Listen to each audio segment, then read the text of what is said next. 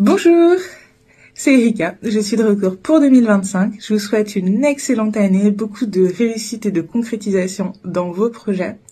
Et pour ça, on va essayer de se fixer 2 à 3 objectifs ensemble.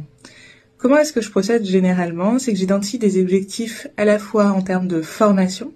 Donc c'est bien de se dire comment on souhaite développer ses compétences.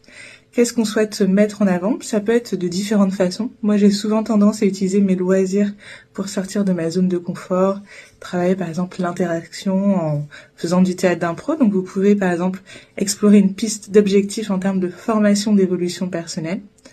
Le deuxième objectif, c'est plutôt un objectif professionnel. C'est quelque chose qui vous tient vraiment à cœur, que vous avez envie de concrétiser pour l'avenir. Du coup, pour ça, ça peut être intéressant de vous demander dans 2 ou 3 ans, où est-ce que j'aimerais être? Et à partir de ça, de fixer des objectifs qui vous permettent de les concrétiser. Ce qui peut être intéressant sur les objectifs personnels et professionnels, c'est parfois de se demander qu'est-ce qui me ferait plaisir à moi et qu'est-ce qui pourrait aider les autres. Ça vous permet d'avoir une double motivation, intrinsèque liée à votre propre personne, et une deuxième plutôt extrinsèque qui va être plutôt liée à ce que les autres vont percevoir, et qui va en fait vous redonner de l'entrain quand vous avez des petits coups de mou.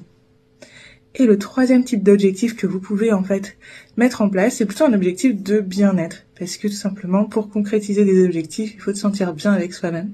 Donc pour ça, en fait, ça peut être faire plus de méditation, ou simplement ça peut être de la lecture, jouer à des jeux de société, mais trouver quelque chose sur lequel vous allez vous dire que je vais y consacrer du temps cette année. Et vous verrez, ça sera vraiment le top.